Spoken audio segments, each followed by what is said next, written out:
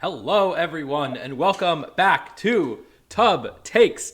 Today we have a very special episode. We have three special guests, or two special guests, and Alex, who is always here. Alex, how you doing? Oh, Oh, shoot, And the the guest. handles. I forgot the handles. Okay, pretend those are different. Welcome to Nash and Roller Costa. We got Justin Burns. How you doing? Doing good. And of course, go ahead. I'm done. Yeah. And we got everyone's second favorite VGC content creator. We have Neil. How are you doing? Yo, doing great. Glad to be here. Yeah, it's great to have you. You came up to me at Fresno and said, you gotta get me on Tub Takes, and so we made it happen. I know, I asked him like at least 3 times within 2 minutes. And so, yeah, very happy to have you. We have a lot to talk about today. We've got, of course, the biggest tournament of the season. That's the big news. Puerto Rico Special Event, announced 2 weeks ago, is happening this upcoming weekend. And there may or may not be a hurricane that is happening at the exact same time, which makes it a Category 4 event, Category 4 out of 5. You have to actually, it's like Pokemon Legends Arceus style. You got to actually get to the event before you can actually play in it. Sorry, I'm missing all my bits in the intro. I can't believe it. I gotta say, Adi, I've been waiting all of 9 days for this tournament. Like, I have been on the edge of my seat, just constantly thinking about like how is the meta going to shape up for the what is the name of where is it? Puerto Rico Special Event. What was the name? It was like okay, yeah, it's the town in Puerto Rico. I've forgotten what it is already. The town in Puerto Rico Special Event. We've all been waiting for this one. And honestly, I think that this is really going to lay the ground. Unironically, it is going to lay a bit of the ground before NAIC. People are going to look at it, at the very least. So, in fact, we're going to look at it. Top players. I do have a question for Alex, real quick. Yeah. I'm gonna review real quick, because I'm just gonna ask you: do you need a passport to get into Puerto Rico or not? I don't think so, because it's like part of the United States, right? Yeah. That's correct. I wanted to ask you that because you were booking your Japan flights the other day, and you were like, "Wait, do you need a passport to get into Hawaii?" Yeah, no, I'm just like, it's more so. Okay, listen, you can put me on blast and make me sound like a silly little goose on stream, but no, it's just like I want to make sure I have enough time to get through the security or whatever, wherever they're like actually checking the international stuff. But I couldn't explain it well over text, and I'm honestly not doing a great job here vocally. So, I got you. But yeah, no, I do believe this is. I guess this is technically an NA special event. I mean, like, yep, right? Yeah. Yeah, we can talk a little bit more about this. We got a couple topics we want to talk about first. The normal housekeeping stuff. First and foremost, talk about NAIC. So of course, in 2 weeks. We've got the International Championship of North America, so really the second biggest event in North America every year. And we have more seats coming up. They haven't announced how many seats, but on June 20th, so tomorrow at 1 p.m. Eastern, if you're watching this on Twitch. If you're watching on YouTube, sorry, you shit out of luck. Yeah, tomorrow there's going to be some number of seats for Masters available, so if you are trying to get into NAIC, you didn't get in the first 3 waves, you have a 4th chance.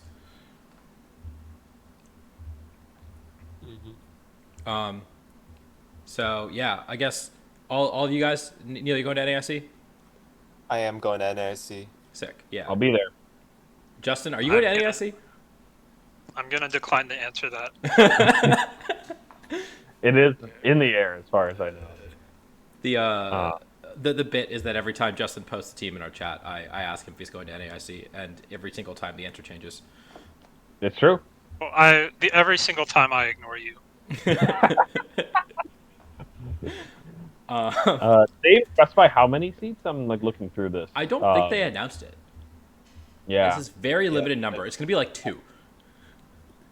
I assume it's going to be more juniors and seniors than actually masters.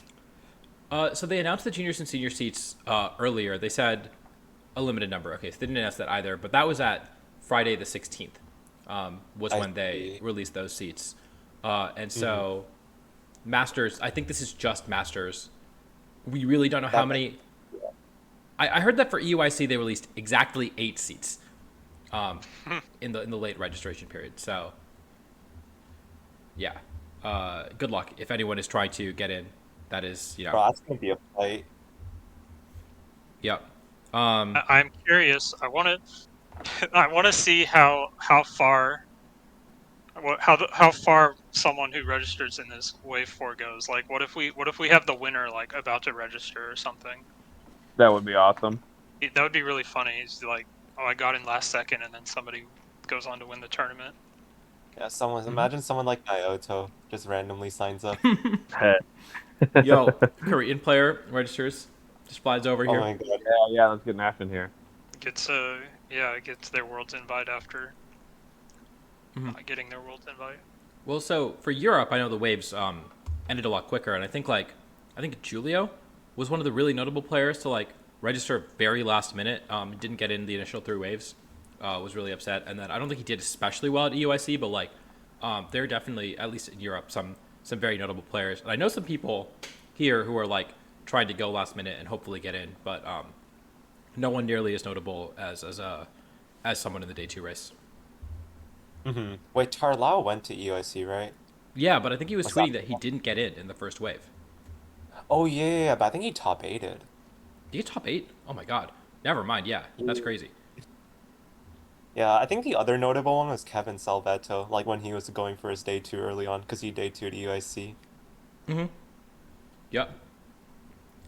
So definitely possible that someone can get in last minute. So the record is top 8. Record is top 8. Yeah, I think I know Abai, friend of the channel, is trying to get in last minute, and so I'm confident he's gonna get top 4. But yeah, the other news, I don't think there's too much to talk about there, but that is housekeeping. The other news is there's a lot of stuff going around about the World Championships that are happening. You might have heard of them, but especially one, we've been talking about spectator passes, and so if you wanted to get a spectator pass for Worlds, there are 2 ways to do it. 3 ways to do it, I guess. One is to qualify for Worlds, then you get in. Every Worlds competitor gets 1 or 2 spectator passes, and there has been some ambiguity about how many we get. But you might have to ask your friend who is qualified for Worlds for a spectator pass. Or 3, you have to enter a lottery on Arcanine Labs. And that is apparently very, very competitive. Also very early. Some people... I thought multiple waves, right? There have been 2 waves so far. I think there maybe be a 3rd wave. My understanding is that, I'm not sure exactly how it works, but like it seems like they're just selecting as their capacity, and then if someone doesn't use it, to use their time period, then they re-register from those people or select people. Maybe, I'm not sure. I don't know why they wouldn't do it that way.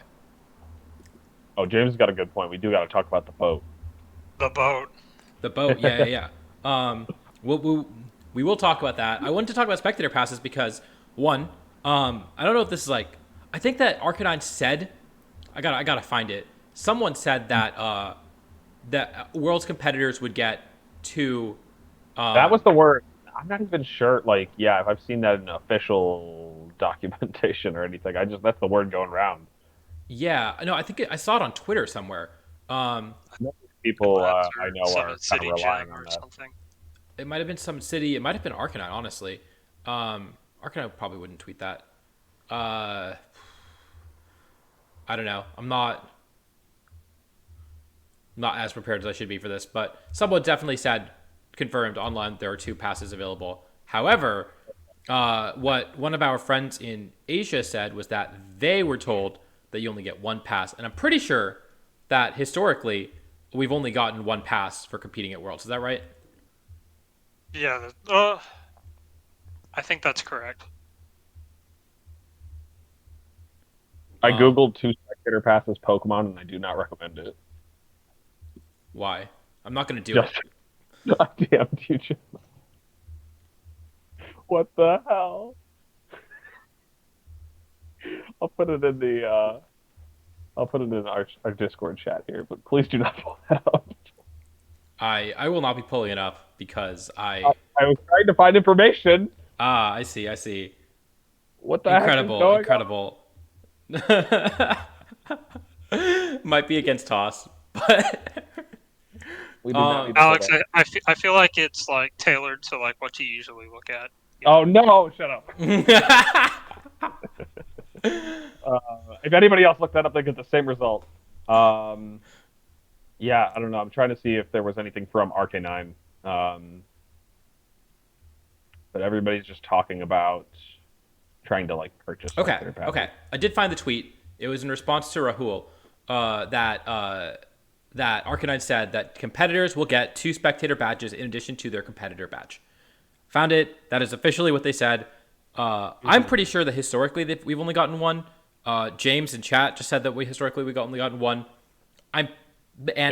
One of our friends in Asia who qualified for Worlds was told that they would only get 1.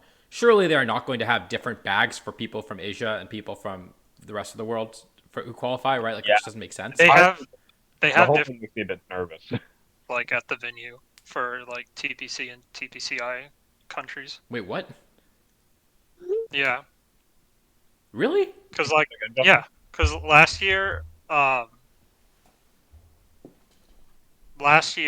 they had like TPC checked everyone in from the Asian countries, and a lot of people got round 1 buys in day 1.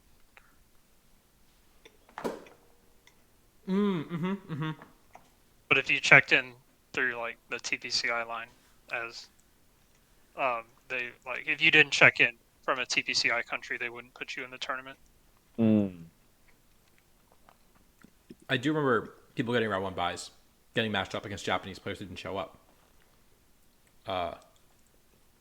That's okay. So maybe 1, maybe 2. No one really knows, and no one's going to find out potentially until we get there. I've heard of people selling spec. Go ahead. I was gonna say, I hope that we don't. I hope we can get like more solid information before we actually get there. Because but what you were about to go into is like a number of people are like selling passes, trying to buy them, Like, whether or not like that's even legal. I know that like Japan has like different scalping laws and stuff like that, and I mean these are not exactly the passes that we like lottery entered to get in. Like people are selling off the ones they earned through a Worlds invite, but it's still just a very strange situation with very confusing mismatched information. and so needless to say, like, these are really competitive because, or the not the Worlds ones, the lottery ones are very competitive because a lot of people want to go to Worlds, especially in Japan. This is maybe their one chance to go to Worlds. And there are a couple other things. One, it was all done through Arcanine. So if you are from Japan, you may not be in the right circles to know that or to be able to get that. And so a lot of the people who would want to go to Worlds may not have had access to this.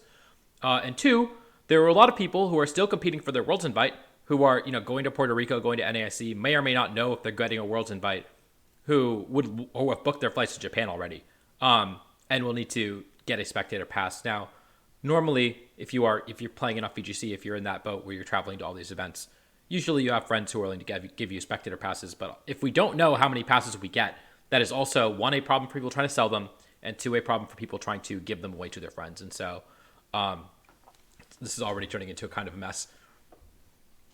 Love it. It's awesome. We didn't mention the Pokemon Center part, right? Yeah, okay. So we just they just announced That was like yesterday? yeah, it was like today Or morning, was I think. Oh, It's like midnight yesterday or like last night. okay. Yeah, so they announced that there are going to be various events that are running through the Pokemon World Championships. Again, Japan loves Pokemon. It's a whole celebration the entire week before Worlds, looks like. And so you can see on screen, I have Cerebi pulled up, but it looks like there's going to be a summer festival park with dances and stalls associated with the games. Go ahead. Okay, cool. There's a Pokemon trainer cruise that will on the luxury liner Japan Maru, where you can enjoy battles and trades. That That one's so exciting. right. They've had a number of famous cruises in a couple of the Pokemon games, Black and White, the original Red and Blue. I'm not sure if they had any other. They probably did. And Alpha Sapphire, I think too. oh, okay. Mhm. Wait, what was the cruise in that one? It was It's not the one between islands. I mean, I guess that's right. no, there was I guess- another one. There was the one that you go from Lily Cove to the other city. just Aqua or something. To Slateport to Lily Cove and back. You have to take a They cruise. just the have first time. different names for all of them. Okay. Yeah. So no, the special thing is that like Vermilion City in red and blue is based on Yokohama. Oh, yo. Ooh. It's really Yeah, kind yeah, of a yeah. callback to the SS and from red and blue. Yeah, I really hope that it's not too difficult to get on this thing because I would love to get on there, just check it out, take some pictures with y'all. It would just be an awesome time with friends. Mhm. Um, And but so, yeah, just another notably, fun app. This world. This world's just going to be so exciting. it doesn't say if I this mean, is ticketed, but I know a lot of Yeah. the events are ticketed. You have to book it way ahead of time, Okay. right? So it says the Pokemon Fantastic Live Show is a ticketed event where they're lottery, which is lottery based, and same with the night show and stuff like that. And also Pokemon Center is also you got to apply ahead of time. I think the July 3rd is the deadline for that too. So there are a bunch Wait. of So what are things. these other three? A parade I can kind of understand. What's imagination into the next? So, Imagination to the Next is a night show featuring water displays and projections. Um, it's like a water show, I guess. I don't know if that's Sure. not super common here, I think, but I know we have them in India um, as like a big thing. So um, maybe it's just in like an Asian thing. Um, but yeah, a water show with a bunch of Pikachu's. It looks like down here. Um, So then the Pokemon various photos ops. Okay, that's fun. Yeah, I mean that's just fun. Uh, so yeah, there's just like a bunch of stuff going on around Worlds that they man, just I haven't announced. played Go in a minute, but do you imagine Go would be lit over there? I bet. Probably, oh, I'm right? sure it is. Especially because like Go will be competing at this Worlds, so they're probably going to do something for them. Something. Um, man, this is just so wild. Um, lots of fun events. Hopefully, the people that are attending will get the chance to, participate in them, get some tickets, and otherwise, I bet they'll have a lot of good um, highlights of them on the stream, like recap throughout the weekend, where they like, they like lead up to the actual like content with like, here we are in Yokohama, and they just show all the different things that people are doing around the city. It's going to be so lit. I keep saying it, I'm looking at all these photos. And it's just so exciting. All right, Neil, which one are you looking forward to the most? Honestly, I've not looked at anything yet. I still need to book my flight. All right, well Oh then shit. that's probably step one. That's probably the thing you're most looking forward to is getting there. That's Yeah, it's a big one, man. all right. Well, you got six options on screen, six events that they're throwing up there for you. Which one of these are you most excited for? Let's see. I feel like Trainer's Cruise just because of the lore. Right? The cruise is just so Mhm. cool. Um, yeah, yeah. I imagine that might be. Well, I don't know if it'll be the busiest one, probably. And then below it, is this like the stuff that we're getting in our bags, or is this just No, Pokemon Center? this is the I bag think this might is the be merch. our bag. I'm not sure about that, but the rest of the stuff is definitely the merch that you can buy They there. had a different backpack at Worlds last year that you could buy, and then it was different than the actual Worlds backpack. But maybe I'm misremembering because I don't think they normally let you just buy the Worlds backpack. No, no, they don't. So you might be right. So that's probably got to be different. And like, well, sorry, it doesn't necessarily mean it's different. It's just that I don't know if this bag is a Pokemon Center one. Maybe I should actually read the little blurb here. Maybe it'll tell me. Yeah. It's mostly Pokemon Center, so I imagine that this is associated with the Pokemon Center. And you can see here that tickets can be reserved in the official website. You should definitely, if you're going to Worlds, you should definitely try to raffle out, get your preferred time slot. There's a possibility that you may not be selected for all of them, so that's scary, right? Like you have to apply ahead of time. You really want to get your time. Notably, like a lot of the stuff is very exclusive, and a lot of the stuff has some resale value. And so I know a lot of scalpers who are trying to get in as early as possible, or just trying to buy as much of some of the gear as possible. And so a lot of the stuff does sell out early on. Nuts. They do have a buy limit on some stuff. Okay. Yeah. Last year, the dice kits. Oh gosh. Yeah. The dice You kits had to like always go crazy. They have a little bit of two, I think, for those. let you buy up to two. I have my two in the closet over there. I remember in 2019, I was going to the store. I wasn't planning on buying anything. And Alberto, who's very savvy with all this stuff, he buys and sells merchandise all the time. He was like, "Oh yeah, the dice kits, they're super valuable. Like buy 2 of them if nothing else." And they're like $20 each. And then I think I flipped them for like $60-$70 each. Like a week later in Toronto, and you could reasonably have held them and flipped them for more. I'm sure they're worth even more now. I just wanted to get rid of them. But yeah, so that's something I guess to look out for if you are going to Worlds. What's the concert that James is mentioning? I don't know if I remember hearing about this one. It's I think We Move is what it is on the That's screen. this one. Okay. Yeah, I'm not. I know they mentioned a concert as well a little earlier that was announced. I forget what they said. It was like the symphonic something. Yeah, I'm not sure. I guess if we have more information about it later, we'll definitely talk more about it. I'm sure as Worlds approaches, we're gonna have a lot of good time to talk about the upcoming World Championships between NAIC and World. So August 10th, NHK Symphonic Special Orchestra is being held in the Pacifico in Yokohama. 3,000 yen, and it's a charity concert too. And also there's a stream. How much is 3,000 yen? $20. So it's what pretty was the cheap. number? What was the metric I heard earlier? It's like It was 140, I think, is what I remember correctly. So it's pretty cheap, honestly. If you want to try to go to that, if you're going to be there, August 10th is like World's check-in day, right? It's a Thursday. Yeah. So yeah, that's something that if you are interested in going to, definitely want to try to get in. I'm not exactly sure how to sign up for that either, but yeah, it seems like a lot of the stuff is going to be very exclusive and very hard to get into potentially. So definitely try to reserve your tickets on the official website. Cerebi is linked.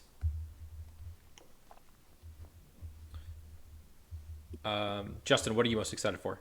I didn't hear you. I guess the boat. It sounds sick. The boat. Okay. I think the boat is kind of overrated. Like, it's a very cool concept. I'm excited to do it, but Yeah. Oh, Adi always has to be the contributor. Right? yeah, well, it wouldn't be a very interesting show if we just all agreed all the time, right? That's why the hosts are me and you. Yeah, that's true. You can't complain about me being contrarian. That's why I'm here. I don't know. I haven't looked at the whole list yet, so I've only just heard from what y'all have been saying. I need to get my BGC enemy here on the show to co-host with me. I sometimes can coexist with Adi, I guess. Okay. What I don't even know if we let Adi finish. What are you most excited for? So I'm actually really excited for the photo ops. I just think that having Yokohama filled with Pokemon statues and stuff that it looks like it's what they have here is going to be really cool. I hope that they give us a list, and so we can try to find them all. I think that'd be a really cool thing to do, and just explore Yokohama that way. It's always really fun to explore a city when you have a specific goal in mind. Just a reason to get out there. Yeah, I remember back when I was a child in Iowa City, we had something called was it not Herky Across America. It was like the 150th anniversary of the university, and so they put statues of our mascot Herky around the city, just 100 of them or something, around local businesses and stuff, dressed up in the local business gear. And one of the big things to do, because it's small town USA, was just try to find all of them and take photos of them, and you can still see them around town now sometimes. And by that I mean I haven't been back there in at least 8 years, so probably you can still see them around town. But that I think that just is very reminiscent of something that I did in my childhood, and I think it'd be cool to do that in Yokohama as well. So that's what I'm excited for. Also, I know the battle boat seems cool. I don't know what the battles are going to look like. Bring your own Switch. Bring your 3DS. Maybe they run the pods on it, and except maybe the pods have I gotta bring. than just a pack of cards. I don't know. That'd be awesome. They just host side events. Yeah. I'd play some cards on the boat.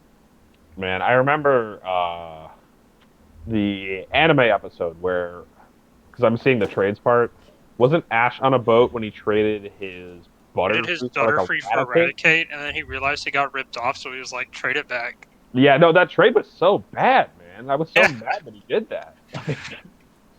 And I mean, to be fair, like, spoilers from like 30 years ago, he did just get rid of the Butterfree eventually anyway. But like, man, I was still just like, for a Raticate? You don't even what? Why? But then also James got the Magic. Magikarp. Honestly, because I liked that saga a lot because it was actually like a multi-episode plot line. Um, like That's they true.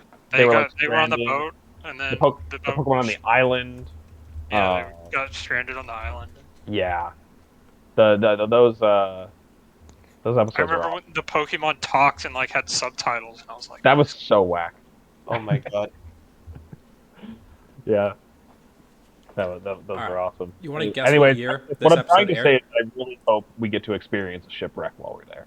It's true. I'm gonna what, trade 1998. 1998. Yeah, 1998. 97 in Japan, 98 in the U.S. Yeah. I was 2 years old.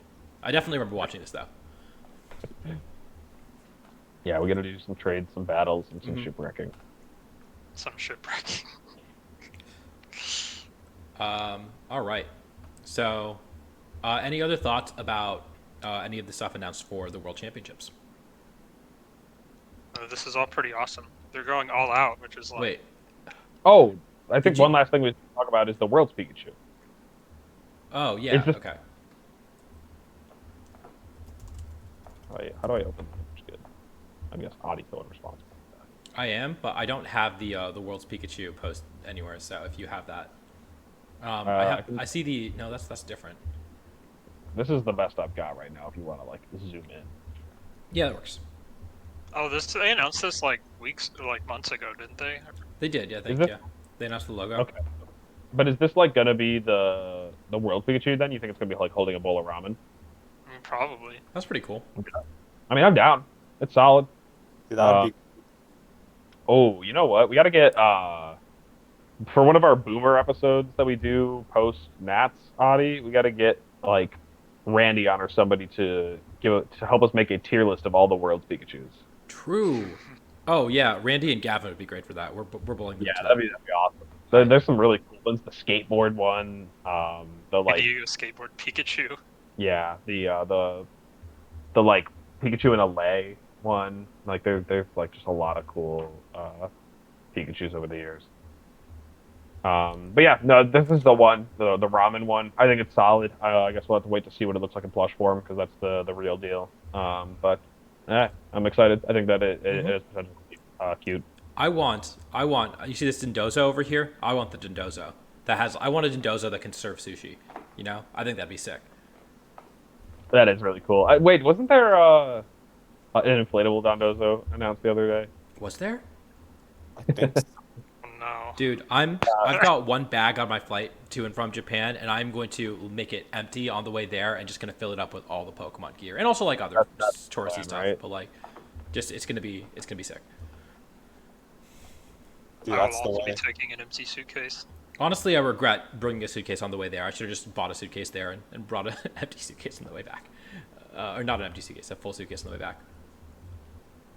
That's what I did in London. I bought a new suitcase, filled Oh. it up with stuff. But I have Yeah. it now, so like I saw this, Audie, if you want to pull it up. I think that's just a... I don't know exactly what it was, but this is what I was talking about. It was just like some fun... Well, they have like all the blue round summer Pokemon, set except for Meryl. coming out with the games. I remember seeing this. Except for Meryl, they got Tatsugiri pens. You have to draw with 3 Oh my colors. god. Dude, that's Awesome. wild. These slippers the- look pretty cool too, and the chin They're chow. solid. The shirt, I mean, like, honestly, the shirt, it looks like it's a child's shirt, so I don't think I can pull it off. But but the art on the shirt is awesome. Like, very cute. What is definitely the Palafin? It's It's got a like a button. Finizant. It's not a Palafin. Okay, sorry, Finiston. There's a button that you can press on it though, right? Like. Oh, I think it's a squirt gun. Oh. I think that's my... A Palafin gun. Oh, no. Yeah, The yeah, Finizant the mouth as a whole. I think it's a... Sorry, it's a Finizant gun, right? That's funny. Yeah. Who needs to go to hero mode? It actually looks like they're all Finizants in this art. I don't think any of them have the heart on the chest. Yeah, it looks like they're all Finizen. Um, they got some cool merch over there. I'm excited for that. Yeah, no, it's like I'm just gonna stuff my bag with all the stupid stuff. Yeah. That I guess that is one last thing to mention before we move forward talking about like just the Japan Pokemon Center kind of topic is like if you're going to Japan and you don't bring I get that like affordability is definitely a concern for a lot of people, but you want to bring room in either the suitcase you're bringing or an extra suitcase if you can, like Adi or anybody else. But like you want to have room to bring stuff back. You're not going to be back to Japan anytime soon for most people, and you're going to want to have Pokemon souvenirs as well as just general souvenirs from a unforgettable trip. So definitely come prepared. Leave space in your bag or have another one. I just found the Again, Uniqlo Pokemon collection. This stuff just looks kind of cool. It's I not even can't Japanese. Worlds It's, in Like, what do you think Joe Okinawa Merrick is next doing? year. Like, Cerebi, like he's gonna have to bring like 6 suitcases or something. I don't know what that guy's doing. all right. He's just gonna bring a cargo plane, bro. Yeah, he's gonna fly his own. So, Yeah. do we want to talk about Puerto Rico next, or do we want to talk about Regulation D next? I feel like Puerto Rico's more interesting. Well, so does it interest to go at the end or not? Then I mean, you're a content creator, Neil. Help us out here, man. Oh, dude, always early. You got to keep them hooked. We gotta keep him hooked. I think What do you I think we Bernie? do Reg D first because we're gonna do that draft right for Puerto Rico. That's gonna take. Yeah, a the while. draft will take some time. All right. Actually, yeah, that's fair. So, I guess with like D, there have been some like tournaments that have been held. Also, wait, I forgot about this, but I saw this for the first time on Cerebi when I was scrolling through. At the bottom, a new update has been announced that will include some move description updates. That's it. Okay. Correct an error on the moves Dire Claws, Ceaseless Edge, and Stone Axe that state they have increased critical hit ratios, which they do not have. Okay. Yeah. Okay. They must have like cloned them from existing moves when they were creating them and protect. Okay. So, I mean, good to know. You can't run your Razor Claws, Cleavor. But, all right. Reg D, there have been some tournaments Clock critting every time. that have been hosted on like Limitless, maybe some other tournaments too. And then I think Victory Road announced a tournament. They don't have a page for it yet, which makes this a little more annoying. But July 8th, 9th, keep a lookout. This is going to be maybe the biggest tournament before Worlds in Regulation D, and so it's going to I think shape a lot of the metagame for in the lead up to Worlds. And so yeah, As far as I've heard, Billa also wants to run some kind of big tournament in July. I think he was originally going to run a big Reg D tournament before NAIC, and then was like, this doesn't seem like such a good idea, and decided to move it to after, which Victory Road took the prime after week, and so he said it's kind of like indefinitely postponed to sometime in July, or I guess that's the time that he would probably plan to run it. It's not late July. I feel like some of these online tours might get like as many people as the like old ones in Sword and Shield. Yeah, I can see it. I mean, as long as the prize is enough, especially the free ones. The free ones blow up like crazy. With this being the only access to playing Regulation D in a tournament setting for a good while, you're going to see a lot of people come out to play it. yeah. And that's going to be fun. I'm definitely excited for this Victory Road one. I don't know if anybody in the group is planning on streaming that one, but regardless, it's going to be a tournament to watch out for. We'll definitely be talking about it after it happens. I'll begrudgingly get up early for the Victory Road tournament. To play Oh, it, you're not dude. streaming it, are What? you? You said to play in it, like you're not streaming it, right? I mean, no, I It's don't like have. 6 a.m., right, for you? If you're PST. Yeah, but I'm Central Time. It's still too You're early Central. though. Yeah. Dude, I I wanna played them get at up. 6 a.m. Yeah, are you West Coast? Yeah, I'm in California, so very early. Well, that is going to be fun when Mhm. that one comes around. I'm And the other ones, there's going to probably be a lot of Regulation D grassroots run over the summer in July. So definitely keep a lookout for those ones. We'll be talking about some of the more major ones and maybe some of the more minor ones if content is slow. mhm. Yeah. I'm Uh, kind of curious to see how like So people who don't have their Worlds invites or like who aren't going to Worlds will probably like bring like teams that they know are like very good. But some people might just like hide their techs till Worlds, so I'm kind of curious to see like the interaction between that. It's got to be a good balance. Yeah, the thing of like, you know, players want to get like actually valuable practice, and so they might just test something that seems like standard and strong, or they might, test like part of what they're thinking of for Worlds, but not the whole concepts, because at the end of the day, you do need to get some field testing done. Yeah, I don't think many people are going to see major success at Worlds with like a team that they just conceived in their brain. Yeah. Yeah, So and it's not like it's not like the teams have won worlds in recent years have been like brand new surprises that mhm. people didn't know about. Like we knew that the team Edu had was very good. It had won tournaments before, and Edu had already been running it. We had uh, Naoto, right? He basically brought his Japan Nats team and won Mhm. worlds, and then Paul Ruiz, he had been on Mega Salamence all season and so on. It's all about striking the right balance between finding the call for Worlds and being the best player with what you plan on running at Worlds. Yeah. No team is going to just win you the World Championships on its own. I would say that Wolf's team was pretty close. Obviously, Wolf is one of the most talented game players to ever touch the game, but his team obviously put him a good leg up on the competition too. Yeah, Uh, well, it's like probably the best world's meta call ever made. yeah, absolutely. So how And well can you actually hide a tech for Worlds? Remember last year when everyone showed up with weakness policy Charizard? Mm. No, that's because someone used it in World Cup, like on stream. Is that the only that's reason? funny. Like, I think it was definitely so. on ladder for a bit, but like, Hmm.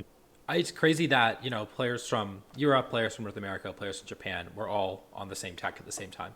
I feel like that normally doesn't Hmm. happen.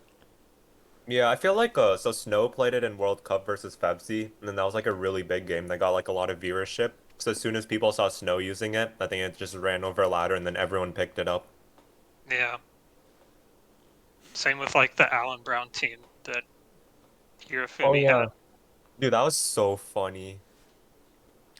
Also, whose dog is that? Oh, it's Definitely Alan. not a dog. Wow, fake fan detected.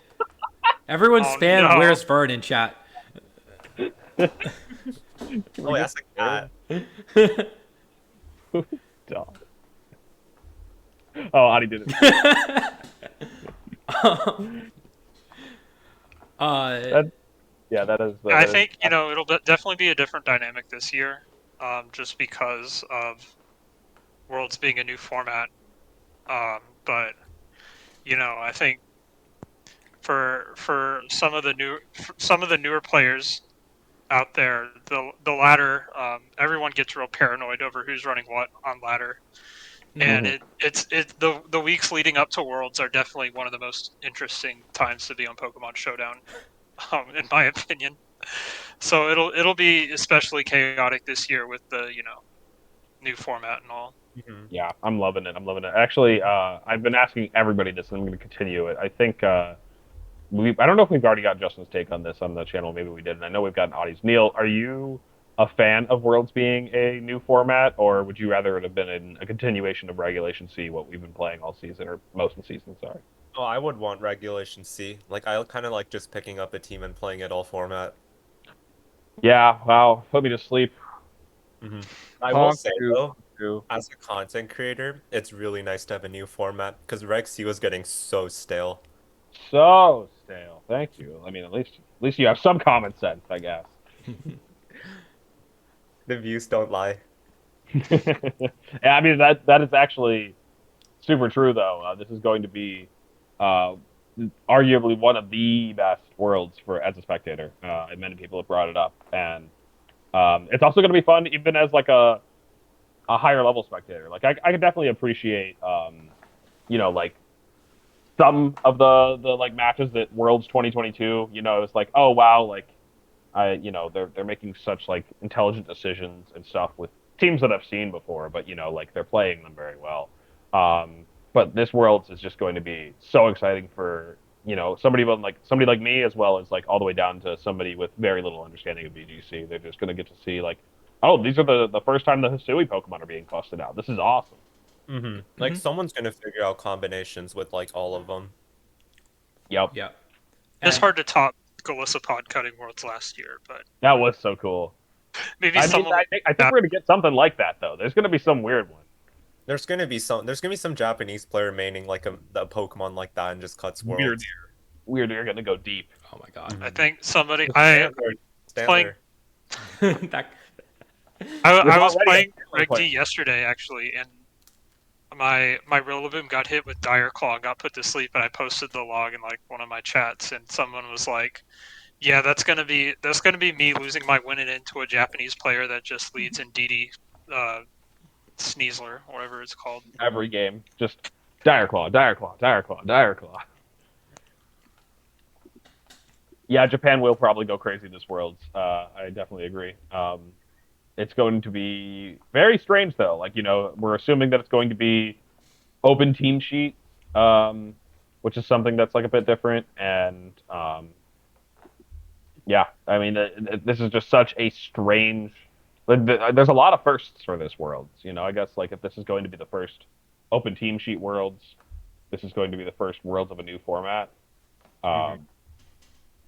First Scarlet and Violet one, so first Worlds with Terra.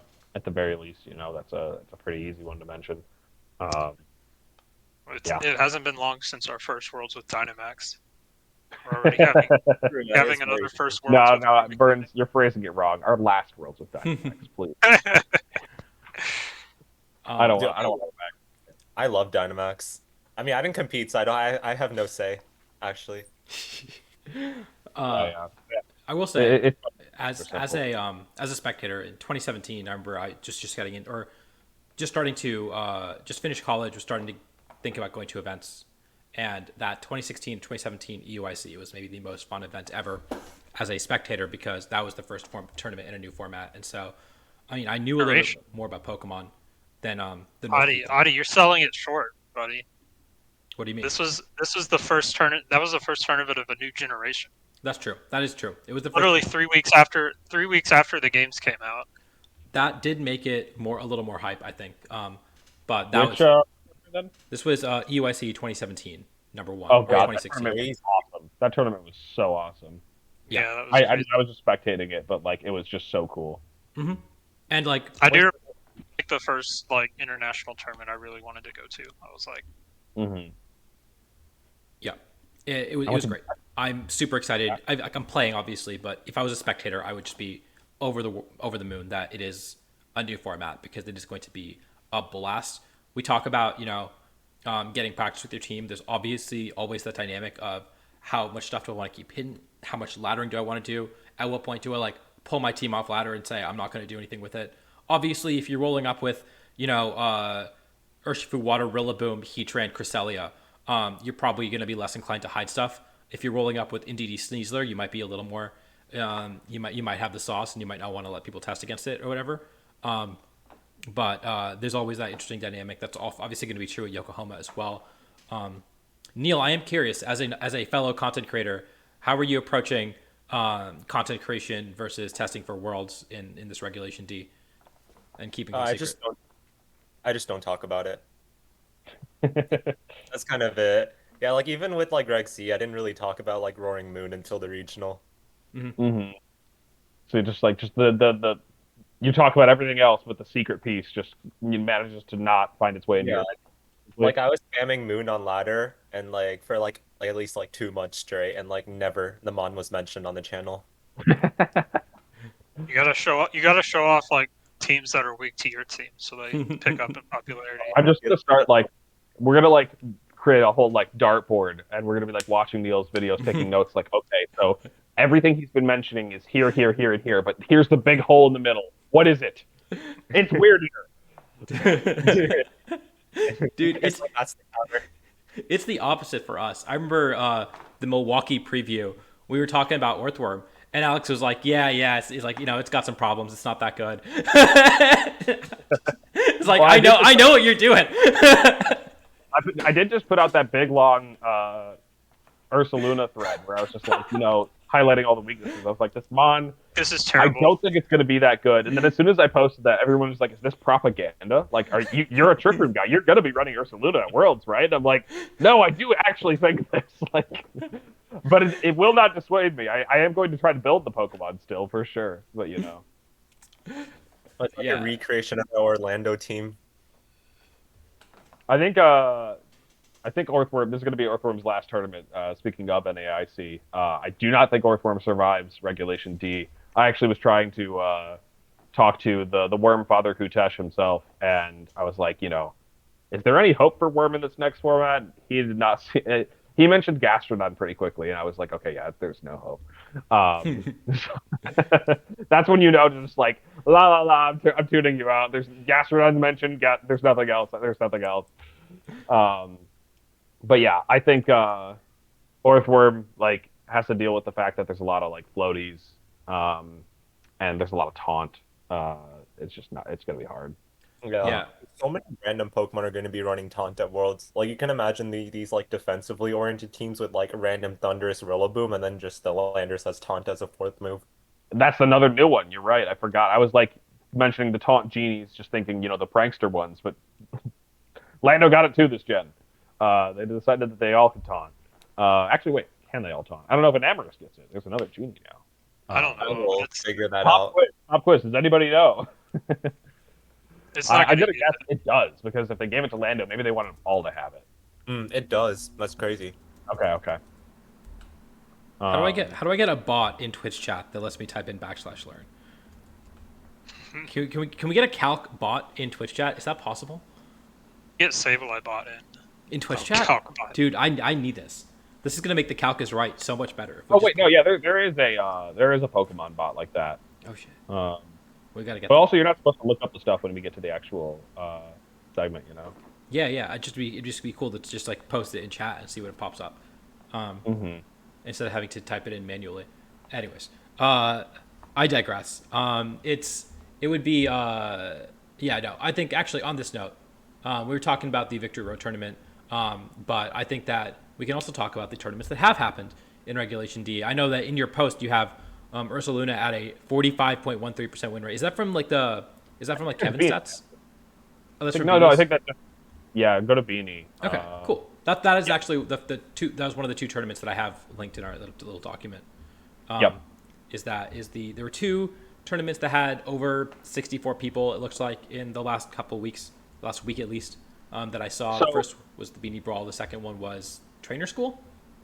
Go ahead. Like, I was just gonna say, Adi, like you're the guy that actually works with numbers for a living, but like I look at this and I'm like, well, the percentages don't vary that highly, and obviously if you go down to the bottom and pick out like I think if you sort by win percentage, you'll see like, oh, Gyarados is at the top because one person ran it and did well. So you have to like kind of eyeball a good like middle ground, and Ursa Luna is a Pokemon that's got a good amount of usage. It's used at like 17%, and that's like a 45 win rate. And so like these Pokemon that are up towards the top that have like this is a small set of data. It's a single tournament, but I'm looking at the Pokemon that like have these lower numbers, like Regieleki. Those are the ones that are standing out to me. And then there's the big winners like Chen-Pao, and I think Dragonite's still doing well. Yeah, Dragonite's still doing really well. Thundurus also had a good showing at this tournament. Those are the things that I always like. My eyes are drawn to when I look at the metagame stats. I agree, and I think that again, this is still a small sample size. You're still looking at this is like 100 games, right? Which is like decent. But if you do it across tournaments, especially if you combine like 3 or 4 of these tournaments and they have a consistent trend. What's up? Go to the next tournament. And check the metagame tab for that one. Find our friendly bear. Yep. 38. 38%. Yeah. It's really like This was a smaller tournament, so even smaller. But like the two that stand out to me really are Ursa Luna and Regieleki, that both have less than 50% win rates in both these tournaments, despite over 10% Crest usage. is also doing terribly here. I don't remember it doing that poorly in the other one. Yeah, it was much more close to even. Again, small data. I feel like a lot of people get a chance to shine at one point. Because like it doesn't need to invest any speed, so like once people figure out like specs bulky or like something along those lines, there might be something. maybe. I feel like people should know to do that though. Like, I guess like I'm Regieleki. yeah, because like Yeah, Slash, no, I think a lot of the people are probably going to just run it very simple to start. They're going to be running it with like max speed when they don't need to because it's unfortunately not at the speed ceiling. I do just think the Mon is ass. Like I'll probably try it on a team or two, but I think I'm probably repeating myself, so sorry for people that are regular listeners, but um, the fact that it lost the extra base power on Dynamax moves, the fact that it lost the bulk from Dynamax moves means it's also just going to be dropping really easily. And then the automatic electric terrain making the follow-up Dynamax moves do even more. On top of all this, a 1.3, like its ability just got nerfed. And lastly, I guess it's no longer the speed ceiling. Iron Bundle with a booster energy just outspeeds it. So, like, I think there's just a number of things that just make this Pokemon hard to use, and I don't think the payoffs are worth it. You didn't even mention one. If you look at some of the models that have high success, Genpao Dragonite, very very high win rate, high usage, just murders Eliki, right? I don't think you even need the Genpao in the field. Dragonite just kills it. And like Rillaboom is obviously still really good into it, very high usage. Landorus is very good. Like three of the best Pokemon in the format are ground types: Ursaluna, Landorus, and Tinglu. And then Fluttermane, it just has a base 135 special defense, and it just tanks the attacks from Regieleki too and KO's back. So like, I just don't think Regieleki can really compete other than like a speed control mod that is just kind of worse than Iron Bundle. I mean, all these like teams are using like Tornadus for speed control. They're just like clicking Tailwind and killing the Eleki with its partner. So you have to match Tailwind, and if you're like running a Tailwind team, then why are you using Eleki? You're approaching the speed ceiling too fast, and your mons just don't have any beef to back it up or damage. This thing just, I don't know. And lastly, when Audie mentioned, Dragonite, one of the first things you think of is like, well, if I'm losing to Dragonite, Terra Ghost. But like Regieleki is one of the Pokemon that wanted to use like the Terra. When Terra was announced, we were like, oh man, Terra Ice, Terra Ice, Terra Blast. Like this thing, it gets HP Ice now. This is incredible for it. And then it's just like, actually, no, this thing can't hold up, because like if it has to Terra into Ice type, then yeah, it's still just going to get dropped by a number of things by just being paper thin. Terra Blast not very strong on its weak offenses anyway. I'm definitely a Regieleki unfan. I don't think this Pokemon will hold up. Regidrago though. Regidrago's Regidrago, lit, though. I mean, wait, how's that guy doing in these tournaments? I think we got like Bloodborne one of them.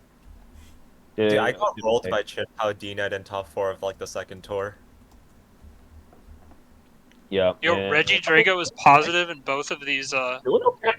The Drago's doing okay. You can actually click on it, Regidrago. and you can see the people who used it. And so, in one of these tours, every player used it went 4-3, which is technically positive. The other one, hey, Alex123 went 7-3, made cut with it on a Regidrago offense team. So I think it's got literally every single person who used Regidrago at one of these tournaments went positive. There were 7 people. Yep. This is the better Reggie. Yeah. Did anyone use Palafin other than me? I was kind of curious. Certainly, right? Yeah. Are you in the Beanie Brawl or the other one? Whatever the Beanie Brawl, yeah. Yeah, there were 9 Palafins in this tour. You were the highest placing one, but in fact, you and Polar Bear went 3-1 drop with it, and then no one else used it and went positive. Oh wait, you ran bulk up on it twice? Yeah, it was actually really funny. So I like was just recording a video once, and I was like, "Yo, I need something to beat Amoonguss." So I just put bulk up, and it was really good. So I was like, "Wait, I can just bring it to the regional too." No, just like it has bulk up on the set twice. On the team sheet. I was like, "Yeah, no, it was a team sheet error. I just gentleman agreement with everyone to just accept that. And don't give me a loss." Yeah, no, that's a great gentleman's agreement. I agree that you shouldn't give me a loss. I think that's the wrong use of the term. Was it Jet Punch instead, I'm assuming? Yeah. Yeah. Aquajet. Okay. Aquajet. So the other standout Pokemon for me personally, again, Chien-Pao Dragonite. In both these tournaments have positive win rates. 55% for Dragonite, 53% for Chien-Pao in the Beanie Brawl, and then 56% for Chen Pao and where's Dragonite? 55% for Dragonite Yeah. and the other Yeah, one. these ones are going crazy, and um, I mean, I've definitely been seeing them quite a bit on the showdown ladder together, and it's just kind of the same thing all over again. We're seeing it a bit now in Regulation C, and you're definitely going to have an answer to these Pokemon. We've definitely have enough time between now and Worlds for people to develop their responses, but the fact that Chen Pao is so fast, often carrying the focus sash, requiring 2 hits to go down, and Dragonite has like some of the best ability options in the game on top of a 600 BST. They're always going to be strong. Everyone's running like Chin Pao D-Net with like Urshrilla, and it's like incredible offensive coverage because like everything benefits from Sword of Ruin, and like almost like everything has a way to go first. Yeah, exactly. It's just priority spam. It's like the new priority spam, and Thank yeah, goodness the Rillaboom doesn't have Grassy Glide. imagine. Imagine.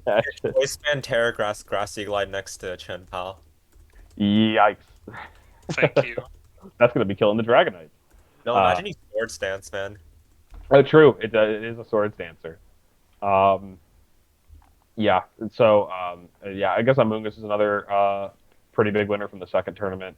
Yeah, I mean, like honestly, I find the like metagame tab to be more interesting, more useful early on than the actual teams. People are just kind of trying things out.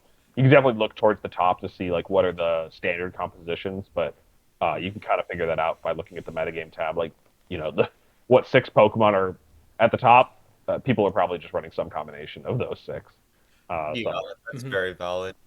And Among Us, obviously, everyone thought Cresselia was going to invalidate it, but Cresselia not high usage and not high win rate, and so I guess if you're using Among Us, you just dodge the Cresselias because you win the first couple rounds. You're in a really good spot with it. It's still a very powerful Pokemon, and as far as responses to Urshifu and Fluttermane, who are probably the 2 best Pokemon in the metagame, you can't do much better than Among Us.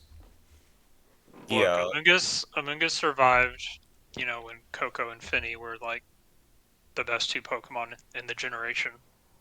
Yep. Among Us is inevitable. It can survive anything. It'll make it. It'll do it. Yeah, I believe in it. Yeah, Crest felt kind of odd. I ran Modest 252, so I just spam Psychic every game. Yeah, no, I think it definitely can use a variety of sets. Like people might think it's just a Trick Room bot, but of course it can run a lot of speed and Icy Wind. I can't remember what Cresselia's speed stat is, but it's like pretty respectable, like 85. Yeah, so 85, it's everything like hands, like anything in that range, so you can just like Psychic spam. Yeah, so definitely still a solid Pokemon, and I don't think the second tournament is very representative of it. I think the teams that chose to run it maybe just weren't the right calls for this specific tournament. Maybe too many focusing on Trick Room, but I think it's just a good overall Pokemon that we'll see a lot of success from in later tournaments. Yeah, Agreed. I pulled it up, and literally all but one of the top 8 Cresselias have an Ursaluna on the team. So like that tells you all you need to know. Yeah, and if you keep up with the content, if you read the thread, you know that Ursaluna is just you can't just slap it next to her. Yeah, you don't have to use it with Ursaluna. It's like just Lunar Blessing. Lunar Blessing is just such a generically powerful move that you don't even need it with like Trick Room Pokemon. You can have like Cresselia and some fast Pokemon like Fluttermane sitting on the field, and like if they're doing speed control, you set Trick Room, but they're like, oh, I have a Mungus, but you're clicking Lunar Blessing before the Fluttermane attacks or something. Just you can do things like that, and I think if once people get more like comfortable with like the like team building and game planning with having access to Lunar Blessing, I think it'll be a lot more powerful and on this metagame tab over here. Oh, it's really easy to spam. I think it's like busted move. It's really easy to run out of PP on it just because you just. That is very true. I think the other thing is like Crest gets a ton of support. Like I feel like some of the Crests might not even run Trick Room. They might just run like Thunderwave, Helping Hand, Lunar Blessing, or like something along those lines. Yeah, no, Cresselia is just like one of the best support Pokemon in The VGC goat ever. is back. Yeah, the goat's back. I will say one thing about Lunar Blessing. Oh my god, do you guys see that tweet? Not the Go-Go. What? Wait, what? What tweet? What's I'm the rolling Go? my eyes at audio. Link it. We gotta pull it up. Okay, it was so I got a comment saying that Go-Go, I mean, probably go on my Twitter feed, but it's like someone was saying like Go-Go is better than Rillaboom, and then they went on like a rant about Jenning. Okay, we don't And, need like, to pull it up, but yeah. Okay. My interesting Go-Go story is everyone's favorite ladder hero. I'm a big fan. Me and Justin are some of the biggest fans in the biz. Bwahakov.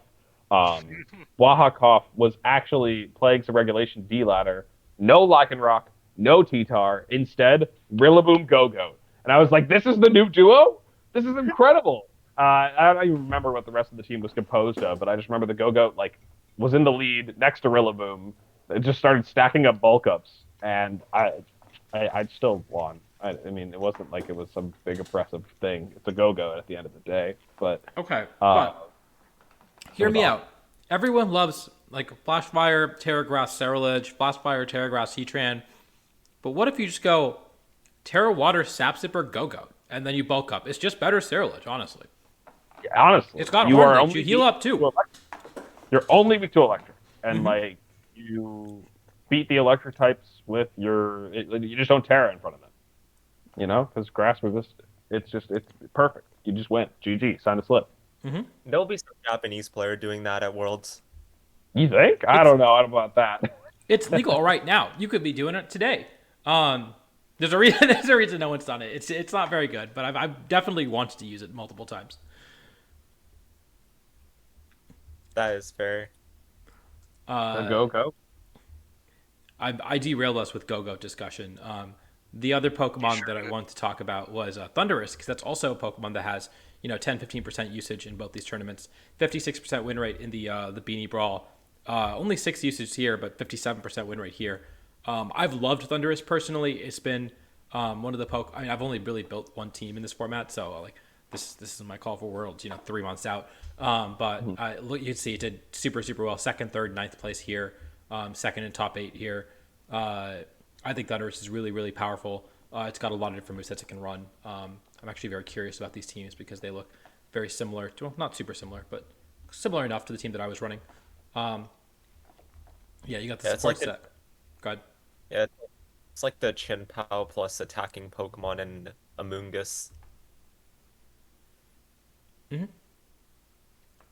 Yeah, that's what we're seeing a lot of. Yeah, they all have Shenpao. That's kind of crazy. I didn't realize that. Yeah, it's like Chin Pao Ursh is crazy because like Chin Pao loses to like fire types, Ursh loses to Amoonguss, and you just like cover for both. Mm-hmm. Yeah, Like Urshifu.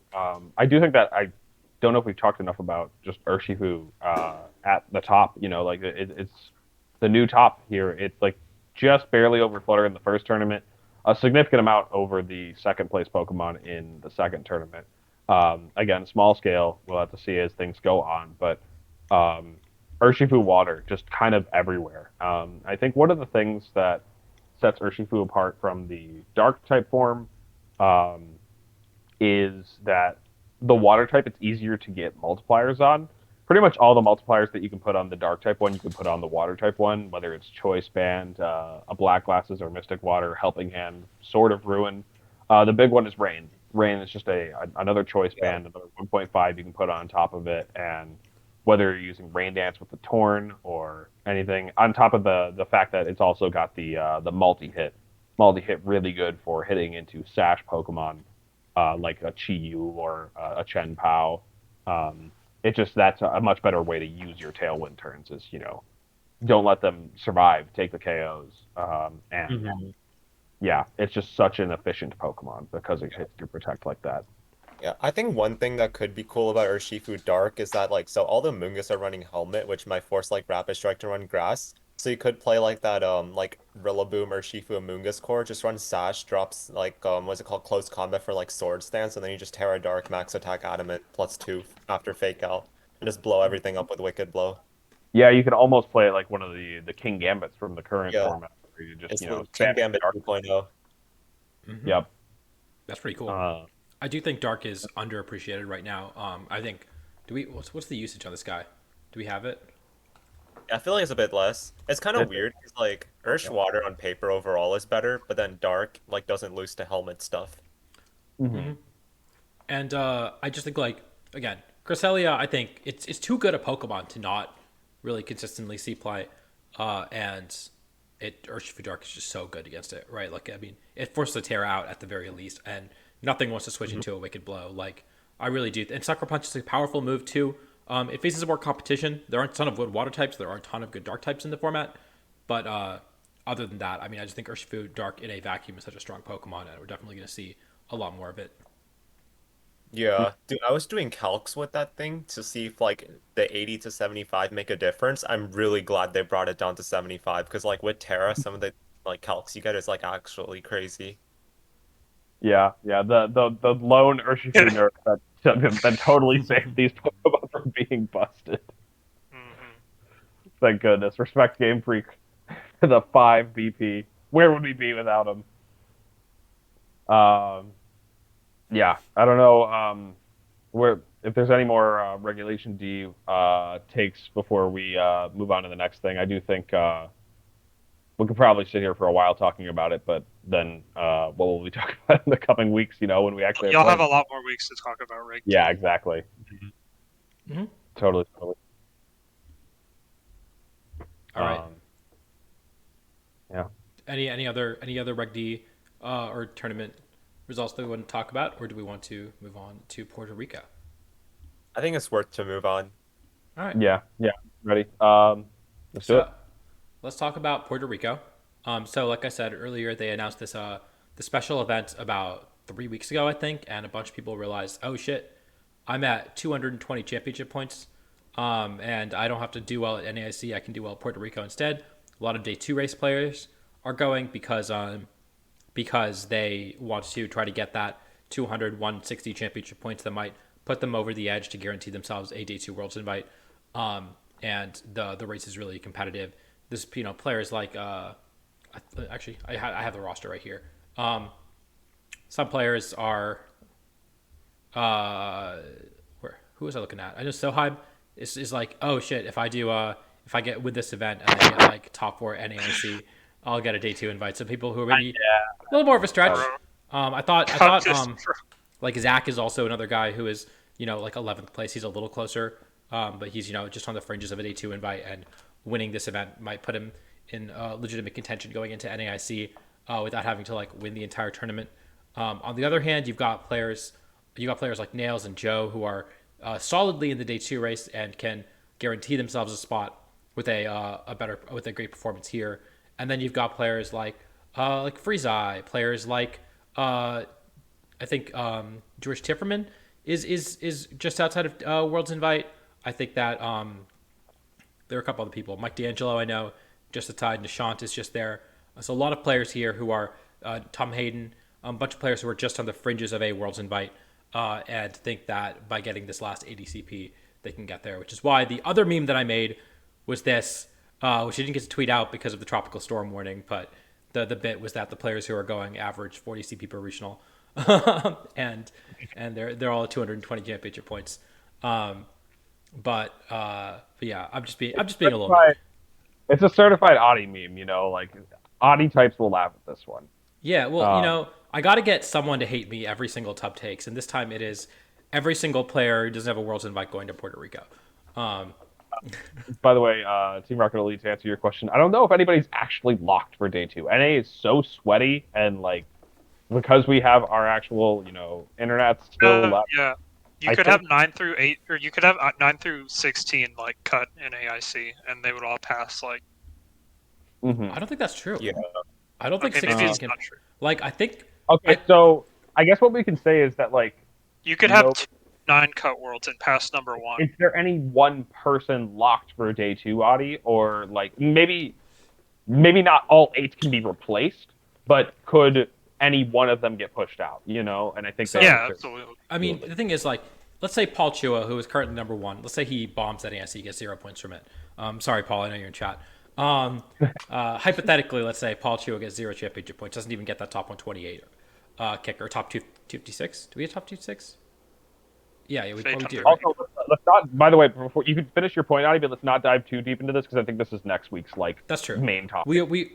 We are going to talk about it next week. Then you need everyone below him to do well. But Zach is going to Puerto Rico, right? And so if Zach gets some points from Puerto Rico, then suddenly he just needs a top 8, and everyone else needs to get points, and then maybe it's possible. And so it is very unlikely. Or alternatively, if one of these people bomb and Wolf wins or Justin Tang wins NAIC, that would also do it. Or like Luca wins NAIC. And so it's definitely possible for everyone to miss. So it's competitive. And if I win NAIC, I don't even get to top 8. So if you want to pass me a team so I can beat all your threats for you. Same. Oh yeah, Paul, me too. There's no way I get day 2 in if I win. Not ready either. So, I'm like, on that sheet there, I'm That's like not true. 2 spots back, just that's on not the true. outside. If you win NAIC, you do in fact jump into 6th place, Alex. So, Oh man. but 6th place. assuming that Chuppa, Colin, Nails, Zach, Wolf all bomb. Wait, there's a premiere challenge today. I gotta go.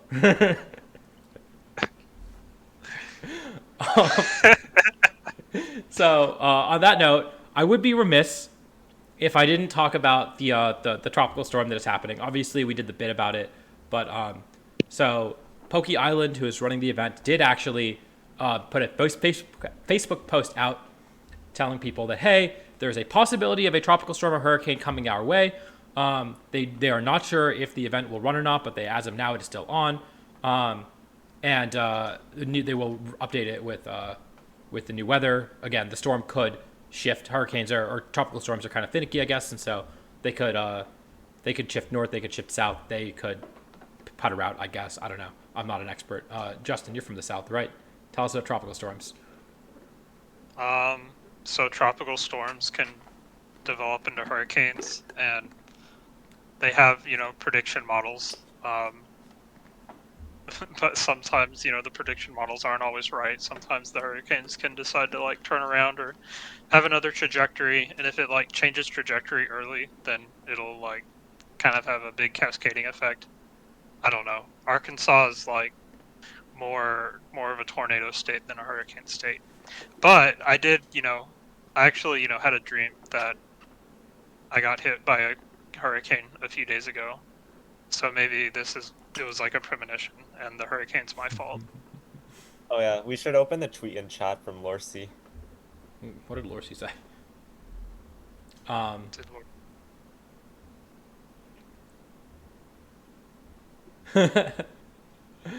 thought Lorcy was going to this event. He is in the list. He's on the He's list. He's talking about himself, bro. He's like, No. He tweeted saying he's staying home. Yeah, I think he did say that. He said, "Staying home, not even worth it." Yeah. Okay, so he's not. I was gonna pick him for the draft, but good to know. So I will say, again, looking at this map that I have on screen, that was part of the meme.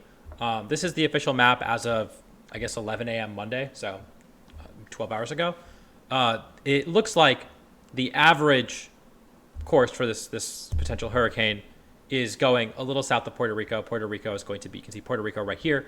Puerto Rico is going to be just on the outskirts of the potential hurricane. And so, like they said in the Facebook message, there is a chance that it deviates slightly to the north, and Puerto Rico is right in the eye of the storm. It's possible it deviates slightly to the south, and all you're getting is a little extra wind and a little extra rain. And so it could go either way. Just keep that in mind. But notably, in terms of distance traveled, that is actually Saturday morning, which is when the event is being held. So you are literally flying into the storm on Saturday morning. So I do want to mention that we are probably infringing on weatherman Aaron Zhang's territory here. We don't want to get any kind of copyright. Where's Jake when we need him? True. Jake's the expert. But yeah, so with that, I guess we're going to talk about the draft. So like I said, we do actually have a list of players available, and we thought instead of doing smart money for this event, we could do a whole draft. And so we're going to draft players for this event. We're going to each draft 6 players, and then we're going to see who gets the most championship points from the players that we drafted at this event, and we'll tally it up next week and see who wins. I'm so ready. So- all right, wait, just quick, because Kunal was pointing out. Did my mic switch over? Am I good? Yeah, you're good now. Okay. Cool. and Nobody so- wanted to tell me until over halfy through the podcast that my audio sucked. And everyone's gonna blame me. Everyone complains about your audio every episode. I figure it's just normal. Yeah. Yeah. You know what? Yeah. No, Kyle, and I will not draft you. This So- is snake draft because auction would take way too long. Yeah. Yeah, and also, Adi kind of already mentioned it, but this was just kind of a fun last minute idea because we were like, well, it's a slow week. We need something to talk about. Got the roster.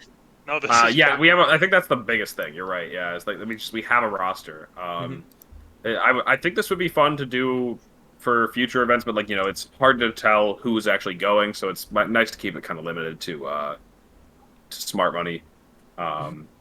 But this is gonna be funny. It's gonna be fun. I'm excited to see how it goes. I'm not great at drafts, so I'm just gonna pick names. Yeah. And so so the way snake draft work, if you aren't familiar, it loops back around. So the order is going to be Justin, then Neil, then Alex, then me, Justin, then Neil, then me, then Alex. I randomized this earlier. Justin, Neil, me, Alex, and then Alex goes again, so he gets 2 in a row, followed by me, followed by Neil, followed by Justin, and then Justin again, etc. until we each have 6 draft picks. There were not enough players at this event to have 6 picks per person. I counted 27 people that I recognized at this event. And so I figured 6 is a good number. I was talking to Alex earlier. I think it's funnier if we just have to pick people you don't know. Some of these guys are going to top cut. So That would be really cool, Paul. is a version of this coming to the NAIC edition? Maybe. All right, well, hold on. The people that are in the chat right now, do you guys want to see us do this for Nats? It would be chaotic as hell, but we could. I know enough people that are going that we'd be able to pick names. I guess this is like what polls are for, right? Yeah. I'll do that. I'll go create the poll. Adi, you can start running the draft. Yeah. So Justin, with the first overall pick in the Puerto Rico Special Event draft, who are you All right, picking? I'm obviously selecting Joseph Ugarte because I know for a fact that he's rain or shine, he's gonna be there, even if the tournament's going on and the hurricane's like barreling down, he's still gonna be there. The safest pick for guaranteed attendance. So this oh yeah, I forgot. This was the tangent I was going to go on. You guys remember Toronto 2020 when COVID was starting to become a thing, and we were more than starting to become a thing. This is when we were realizing, oh shit, COVID's real. COVID's happening. This is a pandemic, and they hadn't canceled the Toronto regionals yet. And so there was this big debate about bunch of people who were I don't care about COVID. I'm going to go to this event anyways. And Joe is definitely, I think Joe actually flew out before finding out that the event got canceled. There are a few other people who flew out. The event got canceled anyways. And so in hindsight, obviously, very glad that the event got canceled. I told Joe to his face, don't go. And he was like, I'm going, man. Mm-hmm. I already bought the flights. That's a Joe moment. Yeah. So that's how we know that Joe Joe is going. Hurricane or not, Joe is going to be at this event. It's not Jover till it's Jover. All right, Neil, you are up second. Who are you picking? I'm taking Thornburg. Good choice. You want to elaborate? He's Thornburg. True. Yeah. Good point. He's been having a good season. He's obviously 9th for a reason. So He did in fact get top 4 at Fresno Regional, so coming off a really strong performance. Seems like he's found his footing in the format. Yeah. I'm going to go with Nick Navarre, the other player who has been very consistently good. Yeah, he made an interesting meta call at Fresno, and everyone's allowed to have one bad tournament, but now I think he's back to himself. So I'm confident in Nick. okay, then I guess if we're throwing it to me, I get 2 now, right? 2. Okay. I think first I'm gonna take Teka. I'm hoping it's Teka. He's the top 32 parish guy, right? That sounds right. Mm-hmm. I'm trying to remember. He What's made good? I know Delta that. Worlds last year. He was auto qualifier out of LATAM. I actually think I played him in the Open. He was using the same team as Edu. So he's got. He got a day 2 Worlds from senior invite. Is that Guatemalan flag? I'm not 100% sure. Wait, Joe, was there ever a doubt? Okay, so for my next pick, I'm gonna go ahead and grab Sohaib.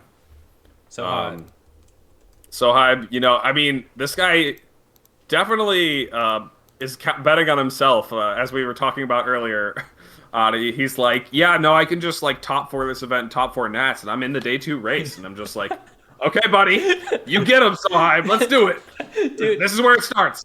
Hey, look, I said I'm going into NAIC last year. I was like, yeah, I get day 2 if I win NAIC. I'm gonna do it, and I got close. I didn't You get got there. hella close. So Hyde posted in our chat saying, yeah, I think if I get top 4 at this event and then top 4 at NAIC, I make it. And I was like, dude, I did the math for him. He's like, no, you get to 1,100 points. We pulled it up earlier. 1,100 does not guarantee a day 2 invite. In fact, it's unlikely to get a day 2 invite. He needs to like win both events. It's stupid. And he's like, doing it. He's like 12th. And he's doing it. He's like 13th in North America, and he's not in day 2 contention with 2 events left. It's crazy. It is honestly so sweaty. Yeah, absolutely. So yeah, those are my 2 picks. Take Sohaib. I think that's back to you, Adi. All right, back to me. I am picking my boy Mike D'Angelo. He's got his Worlds invite on the line. You know he's going rain or shine, and I think he's going to do really well. I think he's got the motivation for it. Bro, my pick is kind of risky. I'm taking Casti. Risky how? Well, that's not risky. He got second at Risky how? I don't know if he'll take it seriously or not. He's got to take it seriously. He's coming off his 3-month ban. He's got to catch up to the other Europeans. I don't even know if he's gonna like make it. You know, like Yeah, is he actually allowed to play? Like, is he going to be able to fly from Spain to Puerto Rico in the middle of a hurricane? Like, there's a lot that goes on there. He's probably on his way right now. All right. Justin, you get back-to-backs? Yeah, my first pick is Brady Smith. Very strong player, multiple regional champion. Multiple? He's won 2? Yeah. Oh, He won that tiny Florida one. Oh. And All right. Florida and Memphis? yeah, Memphis. Yeah. Okay. He's flying from Florida, so it'll just just a quick hop across the Gulf. All right. Yep. All right. Yep. Okay, so let's see. Third for my next pick. Hang on.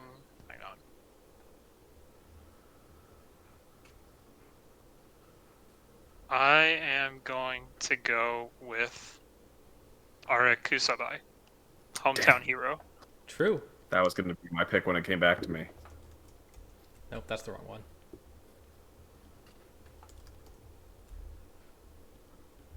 All right, Neil, you're up. Taking Freeze Eye. Let's go. We got Freezai Hushan on the board. Also fighting for his Worlds invite. Also super I was motivated. going to say, is he? Yeah. I didn't know how much CP he was at. He, I've been making preps. I think he needs top 16, assuming he went to that Premier Challenge he said he would go to at Fresno. He needed like a top 4 to Premier Challenge plus top 16 at this to make it.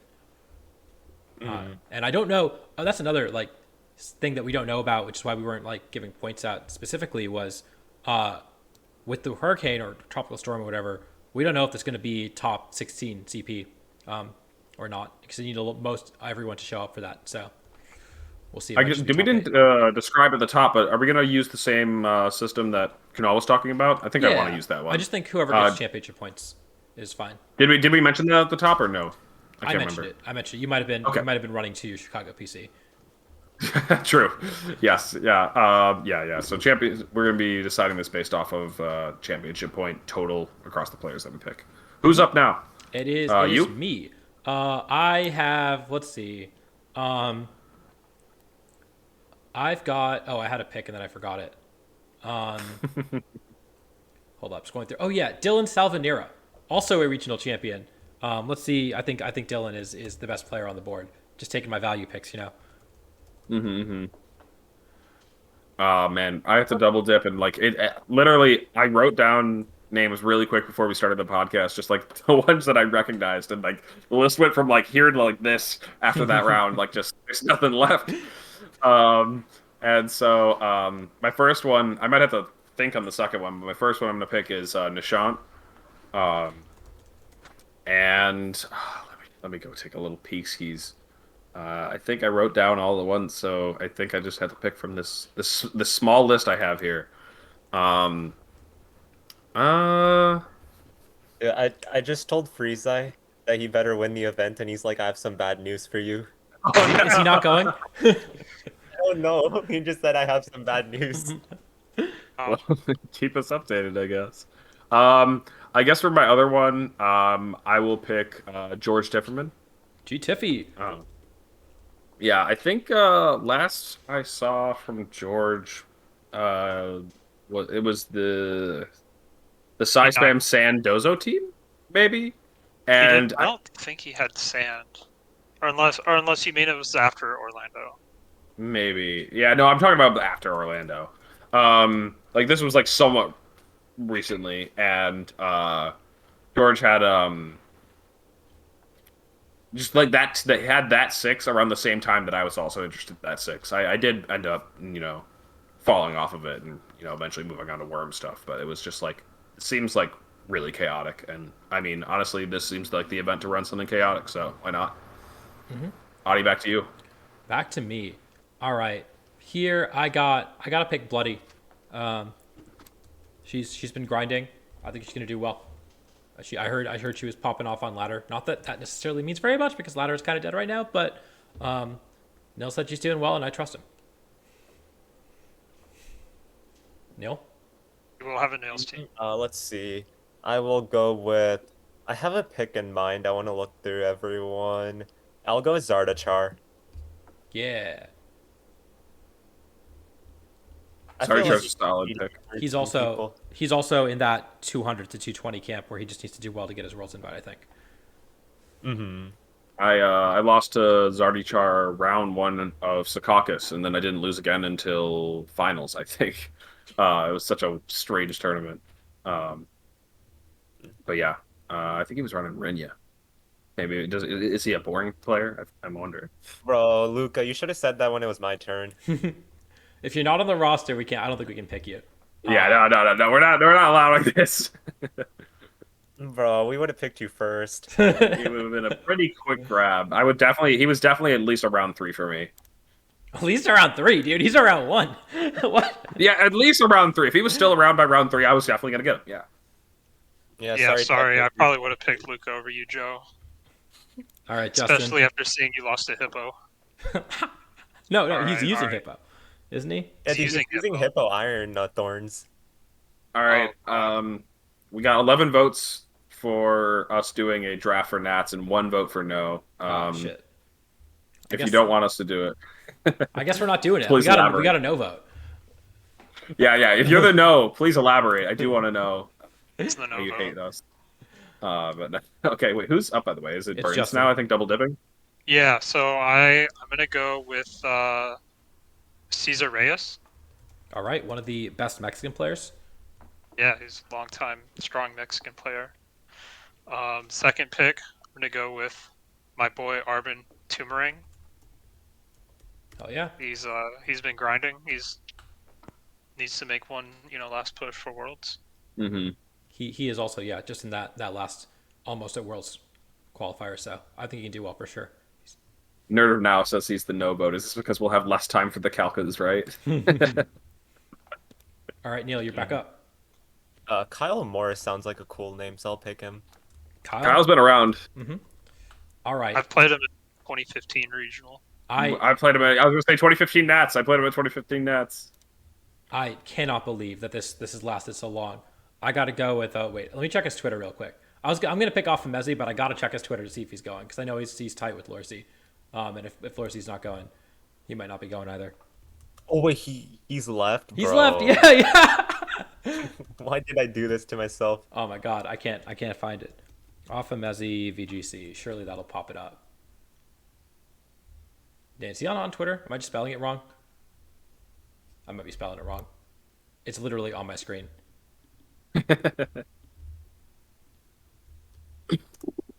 So Joe, if we don't get everyone to show up, it will likely be top 8.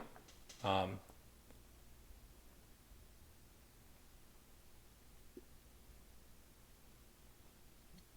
he seems. You know what? I think he's motivated. He seems like he's really motivated to get a World's invite. I think he's going. I'm picking Messi. Sounds good. All right, all right. Um, Who re- date? I, Fresno? It's I Alex. You got recognize two. this. I recognize this person's name. Maybe Justin knows them. Brandon Tukentogen. Yeah, I Yeah, know. he was my third loss at Fresno. Okay. So he's been playing recently. He's up to date. Yeah, he Yeah, said he he had. quit for a while and then came back, and he's been grinding. He's close to Worlds too, I think. He's a All right, 200. then I'll take yeah. Kotori. I'll take Kotori. Why not? Why Trying to not? keep him, I was trying to keep quiet, but Oh yeah. He was gonna be one of your last picks, yeah, or maybe your actual last, because I think you are last. I'm literally last. Yeah. Okay. And I think for my other pick, it's gonna be Luca. No. I do know the Uh, player the Knicks talking about, the player that made day 2 at Fresno. um, Talking about Couture. No, he went 5-4. He beat me and then immediately lost the last 2. I'm gonna go with the last person I have on my list besides Lorsi. I was actually considering still picking Lorsi, just being like, well, maybe he'll change his mind. Oh, Messi said he Um, wasn't planning on going anymore. Oh no. Okay, well that sucks. maybe we let you have a consolation one after we're all After my done. pick. After Yeah. my pick. After the draft is over. Yeah, that's of course. fine. Sure. Of course. All right, so you got to do your research, right? Anyways, I'm gonna go with Tom Hayden, Thomas Hayden. This is people are always laughing about this guy on Twitter, right? I think No that's. one laughs him on Twitter. I thought this was a guy that like people were like making jokes with on Twitter. I thought he was like a funny guy. He's a funny guy. I don't know if people laughing That's at what him. no, not that. Like with him. Like I thought people were No. like, you know. He's a funny person. He has a great story with Mike D'Angelo about how he met Mike, and Mike loves to tell that story. So he's a fun dude. Okay. Yeah. No, I just feel like I've heard good things about the guy. Like that he's like just like fun. I think So, he's why also not? just barely in he's competing for Worlds. He's like 200, 250, something like that. So yeah. I mean, that's the story of this event, right? Yep. That's what I was saying. All right. Yeah, and So my last pick sort of is Patrick Cheng. I believe he was the player who made day 2 at Fresno. I can double check that, but I'm pretty sure he did. Neil, do you have lined up who you're going to be picking? I have no clue. I'm gonna look down the list, pick the name that looks the most No, appealing. you're not. All right. Let's see. No. Ani did say that 6 was the right number for this one, and honestly, I mean, I did just barely survive it. So Let's see. You know, George Tifferman sounds like a good name. He's I already been think picked. I already have that going. I think it was me. Yep. Yeah. Alex got him. Okay, let's see. What about? Okay, on the off chance Lorsi goes, I'll pick him. Yeah, you're gonna Sure? do that All right. Lorsi pick. All right. Somebody mentioned in the chat, Nerd of Now, Jonathan Quinones. I thought that was somebody else with the last name Quinones. I think it was a different. Jonathan Quinones is definitely a player. He's been traveling to a bunch of North American events to try to get his Worlds invite. I'm not sure what his It's points listed he's as looking at. Poca, Mhm. but Yeah. I think there's somebody else with the last name Quinones. He's at 230. He got top 64 at Orlando. He's made Worlds before, so he's on there. Yeah. Man, if He'd be we a do good this pick. for NAIC, Yachty, we might have to just do like a separate from Tub Take stream because that's gonna be just like. You know what'd be hype? We could do a Thursday night stream where we're just all doing it live. I think it'd be kind of fun. I don't know if everyone wants to like stream. the day You before want to the have tournament. more than 4, I feel like. You want to have like 6 for the NAIC draft. Yeah. All right, definitely not something we need to workshop on the show, but just talking out loud here. But if you don't want to pick Lorsi because he's not going, I don't think he's going. Feel free to pick a player who actually is attending. I'd suggest one of the many Puerto Rican players who are actually pretty solid. There's a few of them. They Like- also don't have to worry about their flights getting canceled. Right, you know they're going. They're like safe picks. Honestly, we probably shouldn't be picking more of them. Anybody, Neil, or are you sticking with Lorcy? I'm sticking with Lorcy. All right. All right. It's like I think only top 8 gets CP, like based on like what it seems to be coming right now, so might as well just go for like a risky pick in the last. Fair Can enough. respect it. Justin, you got it. Yeah, I'll go with Pocha, Jonathan Quinones. Yeah. Okay. Good pick. I'm gonna replace my Meze pick with a player that I Yep. played at day 2 at Charlotte Regionals. Kenneth Tirado. So I know he's quality. He made day 2 at Charlotte. And so he's my replacement for Meze. Okay.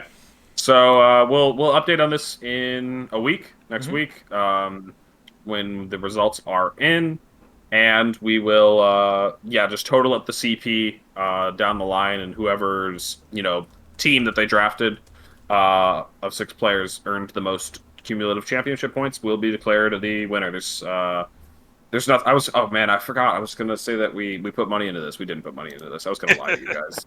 No, actually, yeah, we all put in $500. There's a lot on the line here, and I really want Burns' money, so I'm hoping. My team's broken. Dude, that's more prize money than getting top 16 at Internets. I gotta ask the chat. Would you guys be mad if I lied like that? Alex would never lie. Not on I stream. make fake content like that. All right. Anyways, I think it's time to move on to our last thing. The calc is right. Hell yeah. All right. Let me pull up my damage calc. By the way, I did lie about Patrick making day 2 at Fresno. That's not a real thing. But if it's the same Patrick Cheng, he may or may not have gotten 3rd place in the Hong Kong Asia Players Cup 2021. So I definitely recognize the name from somewhere. Anyways, calc is right. Let's do it. All right. Yeah. So quick rundown. We're just going to be all presenting our own calcs that we're bringing to the show, and everybody else has to guess the percentage within the range. Feel free to participate in the chat. For example, just say like, how much does Rillaboom's Grassy Glide do to Fluttermane? It's a good one because it doesn't actually exist. But then we just say like, oh, I think it does. But you could do 88. We could run the calc for sure. In fact, I think I just figured out my calc. Are you gonna steal the Go-Goat one? Wait, what does Go-Goat's ability even do? Sap It has Sipper or 2. Grass Pelt? Are you talking whichever about- one is good.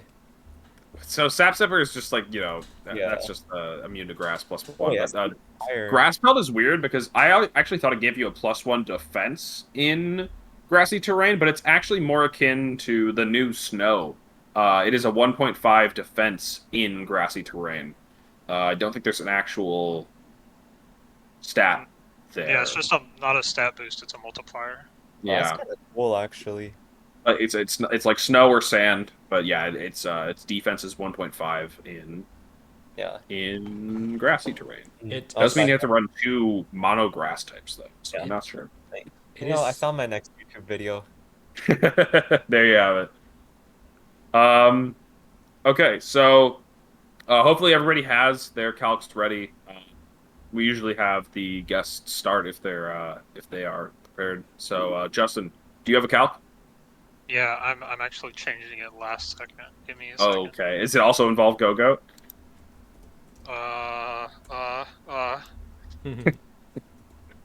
Hang on. So if Mousehold like gets off a beat up on Annihilate, what's the is it? It goes to like 250 VP, right? Mm-hmm. All right. So my calc is a max attack Annihilate Rage Fist with the 4 stacks of Rage Fist, so it's 250 base power. Mm-hmm. To 252 defense Grass Pelt Go-Go. Sorry, say that one more time. So just Does it have max HP? it doesn't have max HP because I looked like at the Go-Go's HP is like 123. Oh, so Yeah. you're just not even bothering putting the EVs there. So It's just well no, its HP is like so high and its defense is like 62 that I was like, okay, to make this efficient, you got to go like max defense pretty much. Okay, and so then like 4 HP, 0 HP is essentially 4H. I mean, it doesn't change the calc. in grassy terrain. Can you In post? grassy, Can you grass post the pelt. calc in Twitch chat if you have it up? Yeah. Like do you have the spoiler-free one ready? I can make it real quick. All right, I'm gonna start thinking up. Put it on my phone. Ah, Oh, Justin's got it here. Okay. Adi, you grabbing it or me? I can get it, I guess. All right, 252 Okay. plus attack, adamant, annihilate, rage fist, 250 BP into 4 HP, 252 defense, grass pelt, go. All right, Neil, All right. when you're ready, Me. or Yeah. we should wait for everyone to say they're ready. But Yeah, I'm locked in. I'm locked in. It's not a normal type. It's pure grass. It's just pure grass. What? You just think it was gonna be 0 because Justin Oh, expected that you would- not to know the That would type have been chart? so good. That would be so funny. Yeah, how much does this do to Miltank? There might be some bird Pokemon that no one knows is a normal type. You- Maybe like Unfeathered dude, might mess someone up. okay, I ran the Squawkabilly no. team at a local, and Austin Acosta shadow balled into it. He didn't know it was a normal type. Yeah, that checks out, bro. All right. So do you have an approximation, Neil? Let us know when you're locked in, just kind of like verbally. Oh yeah, 53. Okay. All right, 53. Let's throw it to you, Audie. I guess Burns is supposed to call on people. Sorry, Burns. Audi, 45. 45. I'm a Okay. believer. Okay. I don't know. I think it's going over half. I think it's doing 70. Unlike right. Go-Goat, I'm an Arboliva. You're an Arboliva. How much does Arboliva take? Dead. Dude, it's I'll 252 go there. 2 adamant rage fist. Wait, Yeah, I hope you weren't serious about Arboliva being dead. I have bad Audi. I think everyone might be overestimating the goat. Oh no, it's 4 hits. It's base 200 power, right? So 3 hits. No, 4 goats. 250, It's 4 hits. 250. Yeah, beat up us 4 times. So Into Go-Go with 252 defense, 4 HP, grass pelt. Is it bold? I believed in the goat, but yeah, the ape having so much attack made me think that it's going to do a lot. Grassy. Rage fist is doing 75 to 89 is what I'm seeing. Oh wait, All right, this mon's a scam. Yeah, that's correct. 75 to 89 is correct. dang it! No, Damn, I can't Wait, believe no. What did Neil say? 53? Yeah, Yeah. dude, I was off. Oh Yeah. man, we gaslit you. Alex. we all believed in the goat. The goat's not it. This is why you got to run Arboliva instead. That's really the only reason. Arboliva would have Look, lived that. people can blame y'all can blame it on like the ape having so much attack. That's what threw everyone off. That's true. Yeah, exactly. Mhm, Nobody runs 252 adamant ape. Although if you get down to like 116 adamant, it's still like 68 to 81. That would have put me in there. That would have put me in there. I Okay, don't you can blame it on that. Okay. Neil, let's throw it to you. Do you have your calc ready? Yeah. So, max special attack modest Abomasnow with Blizzard into like no bulk Flutter Mane. No bulk flutter mane. Obama snow. Okay. Okay.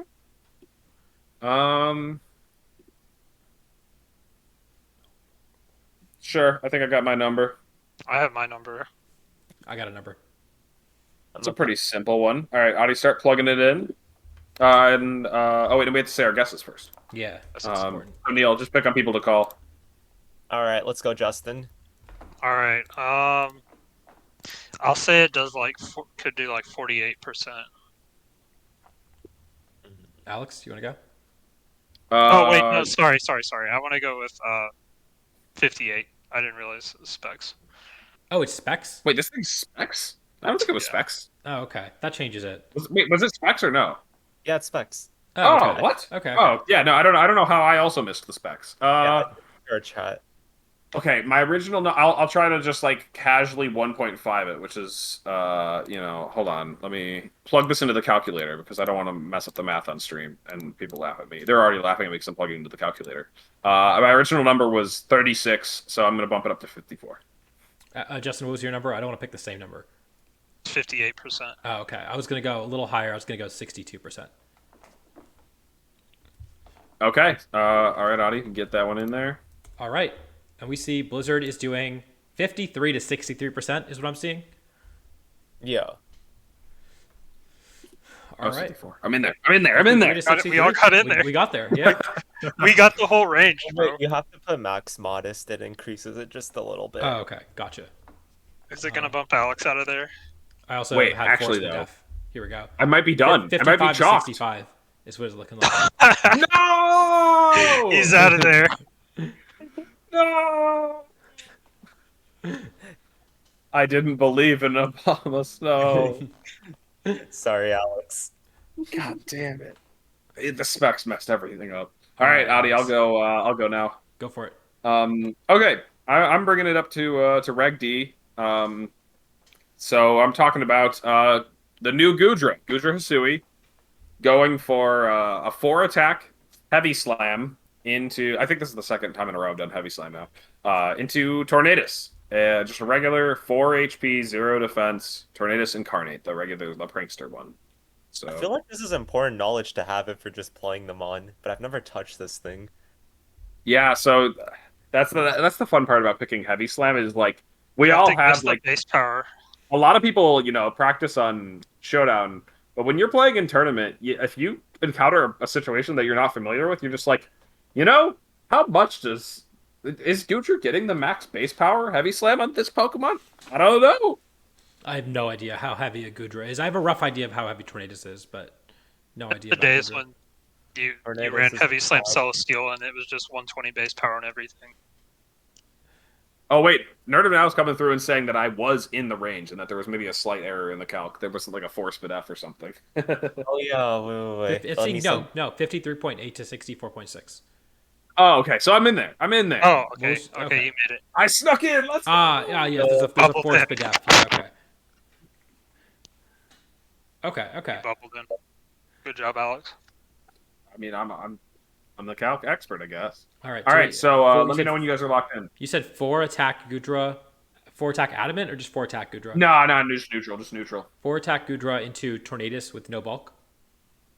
Yes, 4 HP. 4 HP Tornadus. I do not know what Gudra's attack set is. It's like 100, I think. No, I wasn't gonna tell him. He's trying to win. Yeah, so no, he's right. Justin's got the right mindset. This is very much an exercise of like your know-how, your knowledge. You don't get to. This is like if this was a live event, how would you do? Yeah. Hey, how much does my heavy slam do to your tornado? No. You're the opposite. You're running the torn, bro. No, How much if it does was your a live heavy- event, I just crit. That's true. I got a number. Who's locked in? All right, I'm locked in. Me too. Adi? I'm locked in. Okay. Let's start with Adi then. All right. I'm saying 48%. I think it's just missing out on the 2-shot. Okay. Justin? I'm saying 50%. 50 on the dot. All right. Neil? I have 42. 42. Okay. So let's go ahead and start plugging this in. I should have pulled up the censor-free version, but it's a little late for that. Oh, That's the Tornadus, right? this is the wrong Tornadus? So Oh, actually, no, wait, I'm stupid. Um, No, that's the right one. Wait, it's why does doing- it do so much? It's doing 58 It does so to much, though. 69. Look at this guy. It's base Look at this 120. guy. I don't. Tornadus is. It's so look. It's base 120. It's stab, and the mon's got a 100 attack stat. I just Why didn't Orange think. not- I just didn't think it'd be base 120. Tornadus is. This month- Oh, Tornadus is not very heavy. It's 63. This mon's just allowed to do damage. That's crazy. Apparently. Yep.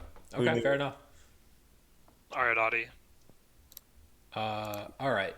So we talked about this a second ago, and I was not prepared, so now I'm going to do it. We got Rillaboom, except pretend for a second that it still has Grassy Glide. All right. No. And it's going to Grassy Glide into. It's just a 252 Adamant Assault Vest Rillaboom. So just no multipliers other than Grassy Terrain and Assault Vest. Max Adamant into a 252 HP, 252 defense Flutter Mane. Not bold, still modest, but 252 defense I Flutter hate Mane. Audie. I will post the that's calc. Sorry, I was reading Twitch again. It's into the Flutter main. It's into Yeah. a Flutterman. I just posted it in chat. Grassy I'm Clyde. out here No, playing the- Nat deck, so doubles OU. You should know this, right? You're a DOU player. Okay. Nat Dex isn't DOU. I got my number. I got my number. I am undefeated in the current Nat Dex doubles tournament. So Tayo is too, by the way. People were wondering. All right, let me know when y'all are ready. Did they nerf Clyde? Hang on. Glide is 60 base power, yeah. Oh, It, Hang on. it used to be 70, right? Mm-hmm. Oh boy, I have to chop my number down. Okay. 14% less. Not 14 percentage points. Subtracting 14% from my number right now. Thank you very much. No, that's My not how answer. math works. I have my. They didn't answer. teach you this in college. Okay, I'm gonna go that. All right, All right, Neil, you got your I'm number? locked in. I'm locked Yeah. in. Yeah, I'll do 70. 70. Alex, what you got? That's so funny because I'm doing 71. So Burns gonna get fucked. Is it over or under? I'm doing 72. Let's do it. Y'all are all off. It is doing 50 to 59%. All right, that's horrible, bro. Fat Flutter. It's just not killing. It's just not killing.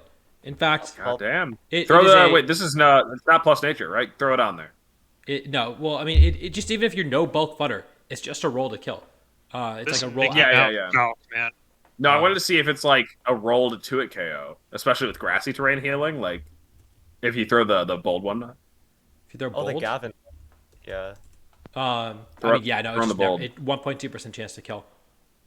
No. I want to see like yeah. With Yeah, this bold is is bold. the Bold after grassy terrain. It's a 1.2% chance. I oh think it's after like, grassy. Yeah. Yeah, That's crazy. right. Grassy Glide's kind of nerfed, honestly. If Rillaboom had it, would it be that big a problem? Probably, but you know. Mickey Mouse Yes. Calc, man. Yes. There was someone running that flutter with like Trick Room. Yeah, it got second at a regional. Mm-hmm. So, yeah, the thing about Flutter Rain is that you can literally go anywhere from min bulk to just like infinite bulk, and you have no idea. We got Mr. Calm Flutter Rain on call right now, so you know, it could go all over the place. Yeah, so I think that is going to wrap everything up. That is Calc is right, and so thank you all for tuning in, and we're going to, of course, have this up on YouTube on Wednesday. Yeah, just as a reminder, make sure to what if you're trying to sign up for an NS if you're watching this live, that is tomorrow.